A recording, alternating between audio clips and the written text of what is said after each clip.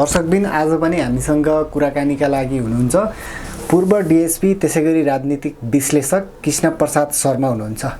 विशेष गरेर उहाँ भर्खरै हिजो मात्र चितवन गएर आउनु भएको छ। चितवनको राजनीतिक परिवेश बुझेर आउनु भएको छ। चितवनमा अहिले कसले बाजी मार्ला जस्तो छ त अवस्था, यो विषयमा आज हामी विशेष कुराकानी गर्दैछौँ। नेपाली राजनीतिक परिवेश त्यसै गरी बालेन शाहले यता सिंहदरबारको चाहिँ फोहोर अब म चाहिँ त्यहाँबाट चाहिँ हामी निकाल्दैनौँ, सिंहदरबार फोहोर हामी टिप्दैनौँ, उस्तै पर्यो भने म यता सिंहदरबारको पुरै नेताहरूलाई चाहिँ डम्पिङ साइटमा लगेर चाहिँ गाड्नुपर्छ भन्ने खालको अभिव्यक्ति दिनुभएको थियो। त्यसले गर्दा नै अहिले प्रचण्डज्यूले अब यो प्रचण्ड सरकारै ढलमलमा जाने हो कि भन्ने खालको एउटा अवस्था पनि देखायो भन्ने खालको कुराहरू बाहिर आइरहेका छन्। प्रचण्ड सरकार अलिकता अस्थिर हुन्छ कि यो बालेन शाहको कुराले नै बालेन शाहलाई बेकारमा चाहिँ हामीले चाहिँ एक खालको चाहिँ दोषारोपण गर्यो वा बालेन शाहलाई चाहिँ एक खालको नेपाल सरकारले पनि धेरै अभिव्यक्ति नदिनु भन्ने खालको एउटा कुरा गर्नुभएको थियो। त्यसले पनि नेपाल सरकार वा बालेन शाहसँगको चाहिँ त्यो खालको मुकाबिला चाहिँ यो अहिलेको सरकारलाई चाहिँ भारी पर्यो भन्ने खालको कुराहरू आइरहेका छन्। यी समग्र विषयहरू के हुन् त, साँच्चीकै त्यो बाहिर भनेको हल्ला जस्तै हो कि वा अन्य कुराहरू नै छ? र त्यसै गरी राज संस्थाको बारेमा पनि उहाँले राम्रो टिप्पणी गर्नुहुन्छ। राज संस्थाको भूमिका अब कस्तो होला, राज संस्था आउँला नेपालमा वा राज संस्था ले चाहिँ नेपालमा चाहिँ फेरि ब्याक हुने त्यस्तो चाचोपाचो मिलाइरहेको अवस्था केही छ? त्यो विषयमा पनि आज हामी विशेष कुराकानी गर्दैछौँ। तपाईँलाई स्वागत छ सर। धन्यवाद। जय जननी जय मातृभूमि। हजुर, चितवनको परिवेश तपाईँले बुझेर आउनु भएको छ। चितवनमा अहिले ठुलो बाजी वा चर्चा भनेको चितवनको मात्रै रहेको छ, उपनिर्वाचनको। चितवनमा चाहिँ कसले बाजी मार्ला, सुरुमा चाहिँ यहीँबाट सुरु गरौँ। वास्तवमा के छ भन्दाखेरि देशको राजनीतिक अवस्था अत्यन्त चाहिँ के भन्दा दुसादीपूर्ण र विषादीपूर्ण भएको अवस्था छ। हेर्नुहोस्, अब चितवनको मतलब निर्वाचन मात्रै नभएर मैले चाहिँ तनहु अब बारा र यसै गरी म पोखरासम्म पुगेर आएको अवस्था पनि हो। जनताका मनोभावना, जनताको चाहना, राजनीतिक परिस्थिति, राजनीतिक परिवेश र उम्मेदवारीको अवस्था, उनीहरूको चाहिँ मतलब उम्मेदवारीको चाहिँ निष्ठा, योग्यता, विज्ञता, क्षमता, समर्पण, राष्ट्रभावका कुराहरूलाई पनि मानिसहरूले अध्ययन मनन चिन्तन गरेको अवस्था छ। जनतामा एउटा जनजागरुकताका विषयहरू उठेका छन्। त युवाहरूले देश चलाउनु पर्छ भन्ने मान्यता हामीले लिँदै आएको हो। त्यसमा चाहिँ के त भन्दाखेरि अब जस्तै एउटा मैले कुरा तपाईँकै प्रश्नलाई अलिकति एउटा मिलाउन चाहेँ। अब बालेन शाह अब चाहिँ हर्क साम्पाङ, गोपी हमाल जस्ता चाहिँ नेतृत्वहरूले चाहिँ एउटा जनताले समर्थन गरेर स्थानीय चाहिँ एउटा के भन्दा सरकारको निर्माण गरेर स्थानीय तहमा विकास होइन, बाटोघाटो होइन, शिक्षा, स्वास्थ्य यावत कुराहरूलाई चाहिँ परिमार्जित भ्रष्टाचारको अन्त्य गरेर फोहोरको व्यवस्थापन गरेर सडकको चाहिँ समुचित व्यवस्थापन गरेर अगाडि बढ्नको लागि यी चाहिँ योद्धाहरू अगाडि बढेको अवस्था थियो। तथापि चाहिँ के भन्दाखेरि काठमाडौँमा चाहिँ बालेन शाहले जुन एउटा जनमत प्राप्त गरे, उनको त्यो निर्वाचनमा हामी पनि खटिएको अवस्था पनि थियो। युवाले चाहिँ देशलाई एउटा समृद्ध सहर निर्माण गर्छु, यो चाहिँ विश्वको एउटा मूलद्वार बनाउँछु होइन, एउटा चाहिँ ऐतिहासिक सहर बनाउँछु, सांस्कृतिक सहर बनाउँछु भनेर लागेको अवस्थामा देशका चाहिँ नेतृत्वहरूले के गरे भन्दा युवाहरूले चाहिँ हाम्रो क्रेज डाउन गर्ने भयो भने उनले चाहिँ सुरक्षाको कुरामा, सहयोगको कुरामा, समन्वयको कुरामा, बालेनले चाहिँ मन्त्रीलाई भेट्ने कुरामा, प्रधानमन्त्रीलाई भेट्ने कुरामा, विदेशबाट चाहिँ एउटा योजना ल्याउने कुरामा, हरेक कुरामा यिनले अवरोध गर्दै गए। र किन भन्दा बालेनको अगाडि प्रधानमन्त्रीको पनि केही लाग्ने अवस्था भएन। किन भन्दा स्थानीय सरकार सबल छ, किन यति अत्यधिक अधिकार छ कि उसलाई कसैले टसमस गर्न सक्दैन होइन। भनौँ स्थानीय नगर प्रमुख चाहिँ एज चाहिँ किङकै रूपमा स्थापित भएको अवस्था पनि छ। अब चाहिँ के भन्दा उसले राम्रो गर्छु भन्दै अब तपाईँको के भन्दा सुकुम्बासीको व्यवस्थापनका कुराहरू, अतिक्रमण भएका जग्गाहरूलाई चाहिँ के भन्दाखेरि चाहिँ व्यवस्थापन गर्ने कुराहरू, डोजर लगाउने कुराहरू, डम्पिङ साइटलाई चाहिँ एउटा सिस्टमेटाइज एउटा रोड बनाएर त्यहाँ व्यवस्थापन गर्ने कुराहरू, यावत कुराहरू योजना लिएर जाँदा न प्रधानमन्त्रीले चाहिँ के भन्दा कुरालाई मन्टो हल्लाउँछन् तर चाहिँ अनुमति दिन्नन्। अब संस्कृति मन्त्रालय, शहरी विकास मन्त्रालय यावतसँग भेटिसकेपछि के भन्दा बालेन शाहले आफ्नो सहकार्य गरेर यो सहरलाई चाहिँ राम्रो बनाऊ भन्ने हिसाबमा नटेरिसकेपछि तिमीहरूले चाहिँ के भन्दाखेरि अब केही गर्न सकेनौ भने सिंहदरबारमा त नेता होइन एउटा फोहोरको डुङ्ग्रो भनौँ गन्दगी भनौँ दूषितपूर्ण मेन्टालिटी भएका नेताहरू त्यहाँ बसेका छौ। त्यसैले गर्दाखेरि के त भन्दाखेरि अब सिंहदरबारभित्रको फोहोर मैले उठाउँदैन। किन भन्दा यो चाहिँ सिंहदरबार चाहिँ के छ भन्दा यो नगरपालिका भनौँ काठमाडौँ महानगरपालिकाबाट अन्तलहरू बस त्यहाँको फोहोर मैले उठाउँदैन। किन उठाउँदैन भन्दा त्योहरूले त्यतिसम्म कुनै पनि यो प्लानिङ गर्न अगाडि बढेनौ त उनीहरूले त्यो सिंहदरबार भित्र भएका जति चाहिँ मन्त्री प्रधानमन्त्री हुन्छन् अब त्यही फोहोरमा लगेर चाहिँ सिस्डोलमा गाड्नुपर्छ। किन तपाईँहरू ल्याएकै छैन, तपाईँले देश बनाउने चाहनै छैन। आज तपाईँको चाहिँ परराष्ट्र मन्त्री चाहिँ आज नियुक्ति गरेको अवस्था छ होइन। पिएन साउदलाई परराष्ट्र मन्त्री 6 महिनामा नियुक्ति हुन्छ। परराष्ट्र मन्त्रीको महत्त्व के हुन्छ? परराष्ट्र मन्त्रीले चाहिँ सीमा विवादका कुराहरू, सन्धि सम्झौताको कुराहरू, लिपुलेख कालापानीका कुराहरू, हरेक वर्ष चाहिँ के भन्दा बाढी पीडितबाट चाहिँ भारतले निर्माण गरेका चाहिँ भनौँ बाँधबाट चाहिँ नेपाली भूभाग नेपाली जनता चाहिँ डुबानमा परेका कुराहरू र कूटनीतिक कुराहरू, अर्थव्यवस्थाका कुराहरू, यावत कुराहरूलाई चलायमान गर्नको लागि 6 महिनापछि एउटा चाहिँ मन्त्री आज नियुक्ति गरेको छ भने सुने मैले। लज्जास्पद परिस्थिति हो त्यो। यिनीहरूले युवालाई अगाडि बढाउन दिँदैनन्। हेर्नुहोस् एउटा कुरो भन्नुहोस्, अब प्रसङ्ग जो हो अब भनौँ 3वटा निर्वाचन क्षेत्र। अब के छ भन्दाखेरि अब तनहुमा पनि अब चाहिँ अहिले स्वर्णिम वाग्लेले स्वर्णिमय इतिहास रच्नको लागि आफ्नै पार्टी छोडेर घन्टी हाम्रो राष्ट्रिय स्वतन्त्र पार्टीमा गएर उम्मेदवारी दिनुभएको छ। उहाँ अर्थविद पनि हो र उहाँ चाहिँ राष्ट्रिय चाहिँ योजनाको उपाध्यक्ष भएको अवस्था पनि हो। 70-80 देशमा घुमेको अवस्था पनि हो। अर्थका कुरा रणनीति प्लानिङ गरेको व्यक्तित्व पनि हो। तर के भन्दा हाम्रो प्रश्न के भनेर विश्लेषणको रूपमा हेर्दा काङ्ग्रेसमा पनि उहाँले चाहिँ आफ्नो घर सफा गरेर चाहिँ आफूमा भएको विज्ञता क्षमतालाई विद्रोह गरेर नेतृत्वलाई खबरदारी गरेर किन सक्नु भएन, त्यो एउटा पोइन्ट रह्यो। अर्को चाहिँ अब भनौँ काङ्ग्रेसकी चाहिँ के ढकालजी उठ्नु भएको छ होइन, उहाँको पनि प्रतिस्पर्धा छ। यसै गरी एमालेबाट पूर्व आइजिपी साहब चाहिँ सर्वेन्द्र खनालजी पनि उठ्नु भएको छ। राष्ट्रिय प्रजातन्त्र पार्टीबाट शोभा गुरुङजी पनि उठ्नु भएको छ होइन। त्यहाँ के छ भन्दा काङ्ग्रेसको पनि मत के हुन्छ भन्दा विभाजित भएर जान्छ होइन। र यसै चाहिँ यहीले जित्ला भन्ने खालको चाहिँ त्यस्तो प्रतिस्पर्धामा चाहिँ यही नै भन्न सक्ने अवस्था चाहिँ छैन। हेर्नुहोस् केही हदसम्म चाहिँ अब स्वर्णिम वाग्लेको चाहिँ क्रेज भए तापनि अब पार्टी नै छोडे जाँदाको अवस्था र उहाँमाथि पनि के भन्दा वैदेशिक डिजाइनको आरोप प्रत्यारोप लागेको हुनाले यसै भन्ने अवस्था चाहिँ छैन। हेर्नुहोस् यता चितवनतिर जाने भने तपाईँको के छ भन्दा जसरी चाहिँ रवि लामेछानेको एउटा उम्मेदवारीलाई पनि यहाँ प्रश्नवाचक चिन्ह खडा भएको छ। सत्य बोल्दाखेरि प्रश्न के रह्यो भन्दा पहिला चाहिँ तपाईँको चाहिँ अब देखिहाल्नु प्रधानमन्त्री गृहमन्त्री समेतबाट अब 4वटै पद चाहिँ समाप्त परेर जाने प्रक्रियागत त्रुटिबाट यो अवस्था आएको भने अहिले पनि के भएको छ भन्दा पासपोर्ट काण्डमा निस्सा पेस गर्ने कुराहरू आएको छ। त्यो निस्सा पेस गर्ने कुरामा 15 दिनको म्याच छ। 15 दिन 7 दिनको ब्याटो म्याचले चुनाव भइसक्छ। चुनाव भइसकेपछि रविले जितिसक्यो भने फेरि प्रक्रियागत त्रुटिबाट निर्णय नहोला भन्न सकिन्न। अहिले त उनलाई अनागरिकले चाहिँ खोलेको पार्टी मान्ने पनि नहोला भन्ने खालको विभिन्न चौतर्फी घेराबन्दीमा छन्। त्यसले गर्दाखेरि एमालेबाट चाहिँ केपी शर्मा ओलीको चाहिँ जिउको चाहिँ के भन्दाखेरि समर्थनमा उनले गृहमन्त्री प्रधान भएको अवस्था हो। एमाले टिकट दिँदैन। अब यसै चाहिँ यो नागरिक बचाउ अभियानमा पनि अभियानका केही मत पनि छन् हेर्नुहोस् होइन। दुर्गा प्रसादजीको नेतृत्वमा चलेको त्यसबाट पनि अलिक घम्साघम्सी भएको छ। त्यो भनौँ मतको प्राप्ति कम छ। राष्ट्रिय प्रजातन्त्र पार्टीको चाहिँ तर्फबाट आफ्नै उम्मेदवार छ। काङ्ग्रेसले मत दिँदैन। बुझ्नुहोस् न एक प्रष्ट कुरा, माओवादीले त दिँदैन। हेर्नुहोस् किन भन्दाखेरि प्रचण्ड सम्मानित प्रधानमन्त्री प्रचण्डज्यूलाई त एउटा के छ भन्दा प्रतिशोधात्मक परिस्थिति छ। किन छ? सत्य त बोल्नुपर्छ। हमारे इलाके में तुम्हारा धमाका भन्छ नि त। मेरो इलाकामा तिमीले आएर भनौँ सेयर बन्ने भन्ने हिसाबमा उहाँ पनि अब त्यो खालको परिस्थितिमा हुनुहुन्छ होइन। त्यसले गर्दाखेरि के त भन्दा अब पहिलाको जस्तो परिस्थिति छैन। हेर्नुहोस् जसले जेसुकी भने पनि त्यहाँ पैसाका चाहिने खोला पनि बग्ने साम दाम दण्ड भेद नीति रणनीति कूटनीतिक छलनीति विभिन्न खालको प्रपञ्चहरूका चाहिँ तानामाना बुनिएकी अवस्था छ। त्यसले गर्दा के त भन्दा पहिलाको जस्तो सहज परिस्थिति रविको हकमा देखिँदैन। हेर्नुहोस् तथापि हाम्रो चाहना के भने सुरुदेखि समर्थन गरेको हुनाले एकपटक रविलाई मौका दिनुपर्छ भन्ने हाम्रो आग्रह र मान्यता पनि हो होइन। त्यही खालको हामीले सन्देश पनि छरेर आएको अवस्था पनि हो। मैले तपाईँलाई जे कुराहरू भने ती कुरा मैले स्थलगत रूपमा त्यहाँका बुझ्ने जान्ने विज्ञ परिस्थितिका मान्छेहरूबाट बुझेर आएको कुरा विश्लेषण गरेको।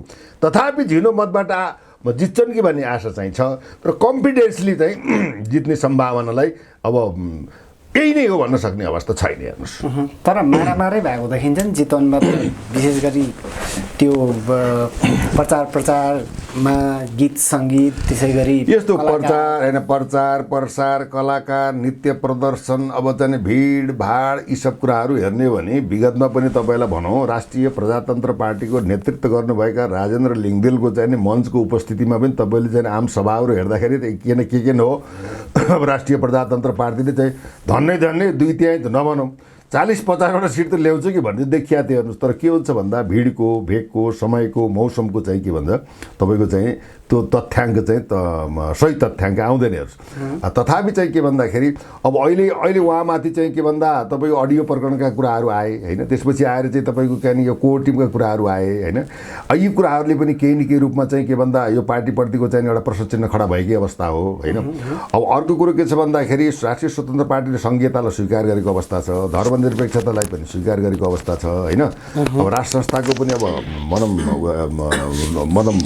नचाहिने भन्ने खालको चाहिँ स्वीकारोक्ति कुराहरू छन् होइन। प्रष्ट एजेन्डाका कुराहरू पनि त्यहाँ विद्यमान रहन्छन् होइन।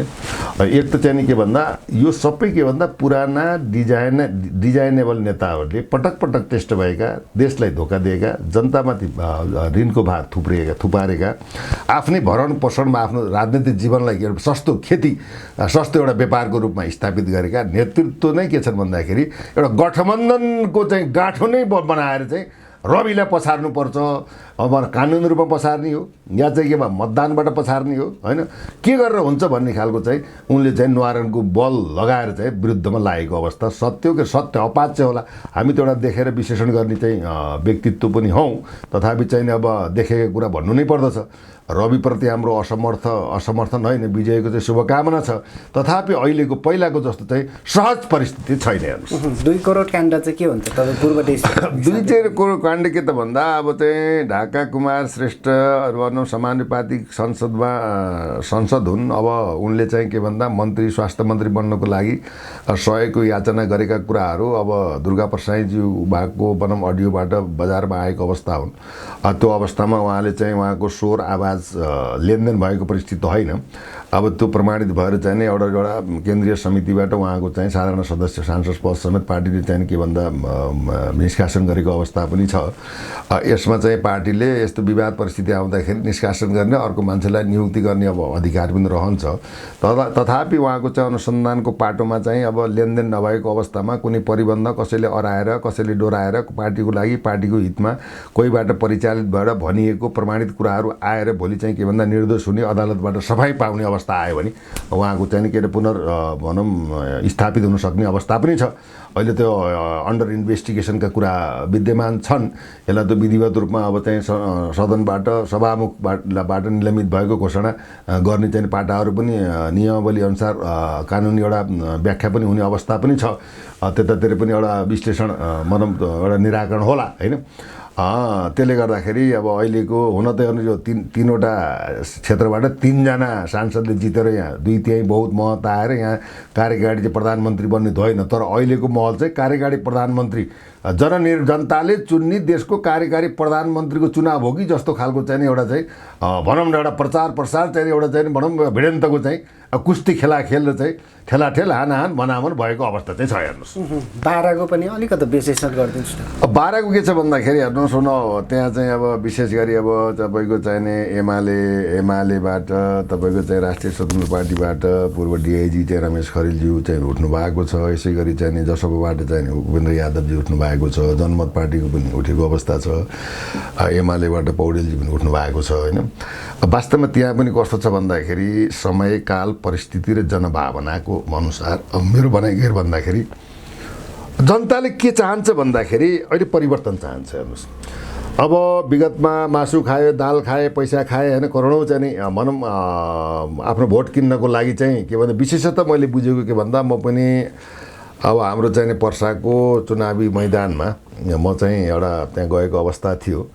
हाम्रो चाहिँ नरेश कुमार शाह चाहिँ राष्ट्रिय प्रजातन्त्र पार्टीबाट चाहिँ एउटा सङ्घीय संसदमा लड्नु भएको थियो। उहाँलाई पनि वास्तवमा भन्ने भने सत्यभन्दा अन्तर्घात गर्यो। पार्टीगत अन्तर्घातबाट चाहिँ हारेको अवस्था 200% जित्थ्यो भन्दा सत्य पर्छ होइन। त्यहाँ पनि के भयो भन्दा करोडौँको खेल भयो। त्यो हुनाले त्यो खालको हुनाले तराईमा विशेष गरी मासु भात पैसा नभइकन तपाईँको भाषणले कासनले आश्वासनले होइन यो व्यक्ति राम्रो होस् नराम्रो होस् त्यसमा अर्थ परेको देखिएन किनकि चेतना यसरी छैन कि तपाईँले मेरो एउटा भोटले भोलि चाहिँ देशको प्रधानमन्त्री कार्यकारी प्रधानमन्त्री जननिर्वाचित गरेर सम्पूर्ण जनताले 3 करोड जनताले मत हालेर जिताउनको लागि यदि यो चाहिँ मैदानमा गइयो भने मान्नुहोस् त के भन्दा 2 करोड 91 लाख 6 आयो एउटाको 2 करोड 91 लाख 7 आयो भने कहिले एकले गर्दाखेरि के हुन्छ जित्ने समान हुन्छ। त्यसैले सार्वभौम सत्ता सम्पन्न जनताले मेरो शक्ति कति छ भनेर यसको पहिचान गर्न नसक्नु र के भन्दा मासु रक्सी र त्यो पैसामा चाहिँ आफ्नो स्वाभिमान बिक्री गर्नाले नै देशमा यस्ता कुलङ्गार नेताहरू चाहिँ सत्तासीन भएर देशलाई बर्बाद पारे देशलाई बेचे अन्याय अत्याचार भ्रष्टाचारले व्यथित भयो परिवारवादी सरकार चलाए देशको आर्थिक नीति खत्म भयो लघु वित्तीय ब्याङ्क भनौँ सारा चाहिँ के भन्दा अहिले चर्को ब्याजको भएर मान्छे रुखमा आत्महत्या गर्न थाले तपाईँ पेट्रोल खनाएर चाहिँ संसद भवन भनौँ त दीपक आचार्यले भनौँ राज्यप्रति आक्रोश पोखेर एउटा युवाले चाहिँ तपाईँ भनौँ मरेको अवस्था मृत्यु स्वीकार आवरण गरेको अवस्था हो त्यो सन्देशबाट पनि देशका नेतृत्वले शिक्षा सिक्न सकेनन्। आज 72 दिनमा तपाईँको सरकार ढल्छ फेरि अर्को सरकार बन्छ केपीजीले चाहिने अब भन्नुभयो अब शेरबहादुरले प्रधानमन्त्री बन्नुहोस् भनेर प्रचण्डजी डग्नमा आउनु भएको अवस्था छ। अब 10 गतेपछि यो काङ्ग्रेस र एमालेको सरकार फेरि बन्ने अवस्था छ। यस्तै गयो भने मध्यावधि हुने अवस्था पनि हुनसक्छ। यसै भयो भने कहिल्यै पनि चुनाव नआउने गरी अर्को शक्तिले टेक ओभर गरेर राज्यलाई सम्हाल्ने अवस्था पनि आउन सक्ने अवस्था छ। हेर्नुहोस् नटेजोक politics is dirty game politics देशको लागि पोलिटिक्स भएन विदेशीको पोलिटिक्समा रमाए त्यो जनताको भाग्य र भविष्यमाथि खेलबाड गरे। आज तपाईँको चाहिँ बुझ्दाखेरि तपाईँको चाहिँ चीन र भारतमा नियुक्ति भएका राजदूतहरूलाई अलि चाहिँ के भन्दा ओहदाको प्रमाणपत्र बुझाउने हैसियत राखेन नेपालले त्यहाँको राष्ट्रपति कार्यकालले भने आज देशको स्थिति कहाँ पुग्यो देशको मान सम्मान इज्जत प्रतिष्ठा सम्मान किन पुग्यो कहाँ पुग्यो। आज तपाईँ संयुक्त राष्ट्रसङ्घमा कुनै पनि चाहिँ के भन्दा सन्धि सम्झौता अथवा बहुमत हुँदा होइन तपाईँको चाहिँ के भन्दा भारतको पनि एउटै भोट हुन्छ नेपालको पनि एउटै भोट हुन्छ त्यसमा ठुलो सानो भन्ने कुरो हुँदैन देश भनेको एउटै हुन्छ। त्यो हुनाले चाहिँ के भन्दा राजनैतिक परिस्थिति कूटनैतिक अवस्था यावत कुराहरूलाई चाहिँ विवेचना भएन होइन अझै पनि के भन्छ सरकारले पूर्णता पाउन नसकेको अवस्था विद्यमान छ होइन। 10 गते निर्वाचन हुन गइरहेको छ। यो निर्वाचनमा पनि अब विशेषतः अहिले मूल मुद्दा भनेको रविकी मुद्दामा सबैतिर केन्द्रित छ। हामीले चाहिँ के भन्दा केही गर्छुलाई होइन गर्छु भन्नेलाई चाहिँ राम्रोलाई छानो भन्ने हिसाब किताबमा हामीले पनि जनतालाई आह्वान गरेको अवस्था हो। हामी स्वतन्त्र विश्लेषक पनि हौँ। हामी कुनै पार्टीको झोला बोकेर सकि नसकी झोला बोकेर होइन कुद्ने मान्छे पनि होइन। देशमा जे जस्तो कुराहरू देखिन्छ राज्यलाई सुधार राज्यको प्रशासन सुरक्षा संयन्त्र राज्यको चाहिँ के भन्दाखेरि राजनीति पनि के भन्दा परिष्कृत होस् भन्ने हाम्रो एउटा चाहना पनि हो। तर परिष्कृत राजनीति नभएर कसलाई मन्त्री बनाउने कसलाई राष्ट्रपति बनाउने कसलाई परराष्ट्र मन्त्री बनाउने यही खेलमा नै के भन्दा रमाउनाले अब देशका चाहिँ जनताका समस्याहरू अहिले तपाईँको चाहिँ एकदम भनौँ देश आर्थिक रूपमा असफल भएको अवस्था छ। आज चाहिँ 52वटा व्यापारीले चाहिँ तपाईँको भन्दा 10वटा नेताले देशको चाहिँ त 32-34 खरब चाहिँ देशबाट पैसा विलिन गरेको अवस्था छ। देश चाहिँ के भन्दा धितोमा जान लागेको अवस्था छ। 20-22 खरब विदेशी ऋणबाट हामी पिल्सिएका छौँ। जन्मदा पनि च्याँ गरेर ऋणै बोकेर जन्मने मर्दा पनि च्याँ गरेर के भन्दा ऋणै बोकेर मर्ने अवस्था भएको छ हाम्रो यस्तो चाहिँ वैभवशाली देश होइन। यो देशमा चाहिँ के भन्दाखेरि यो प्रकृति जे फलाउन चाहे त्यो फल्ने हेर्नुहोस् प्रकृतिले यस्तो दिएको उपहारलाई आज के गरे भन्दा यिनले अभिशाप बनाए यसको चाहिँ कारक तत्त्व बनाइए देशका नेता हुन्। त्यसैले म के भन्छु भन्दा देशमा बहुदलीय व्यवस्था बहुदलीय प्रणाली यो खिचडी राजनीतिबाट देश 1 बन्दैन 2 बन्दैन 3 बन्दैन। यो चाहिँ के भन्दा तात्विक निष्कर्ष र यो चाहिँ के भन्दा गइरहेर स्थलगत बुझेको राजनीतिक विश्लेषण हो जस्तो मलाई लाग्छ। हेर्नुहोस् वैशाख 10 वा 10, 12, 13 पछि चाहिँ नेपाली राजनीति के हुन्छ यही सरकार कन्टिन्यू चल्छ कि नेभर चल्दैन। म ज्योतिष त होइन किन चल्दैन भन्दा तपाईँको चाहिँ गगन थापाको पनि एक प्रकारको भोइस त्यसबाट आइसकेको छ। प्रधानमन्त्रीको पनि भोइस सन्तुष्टि छैन। यिनीहरूको चाहिँ सत्ताको खेलमा यहाँ त देश बनाउने होइन कि जनताको भाग्य र भविष्य कसरी निर्माण गर्ने होइन, कृषि उत्पादन शिक्षालाई कसरी चाहिँ क्रान्तिकारी बनाउने, कृषिमा कसरी वैज्ञानिकरण गर्ने, व्यवसायलाई कसरी चाहिँ सहुलियत दिएर उनको व्यवसायलाई उकास्ने होइन। अहिले पीडामा परेका चाहिँ भनौँ ब्याङ्क वित्तीय संस्था मिटर ब्याजीहरू जो छन् तिनलाई कसरी कारबाही गर्ने, कसरी चाहिँ आर्थिक नीति बनाउने, त्यो नीति बनाउँदा अर्थमन्त्री अब तपाईँको चाहिँ प्रधानमन्त्री अथवा अर्थ सचिव अब चाहिँ राष्ट्र ब्याङ्कको चाहिँ गभर्नर सबै बसेर कसरी चाहिँ यसलाई चाहिँ व्यवस्थापन सम्बोधन गर्ने, कसरी चाहिँ ब्याज घटाउने, कसरी चाहिँ ट्याम दिने, कसरी सहजीकरण गर्ने, माइनको सम्बोधन छैन।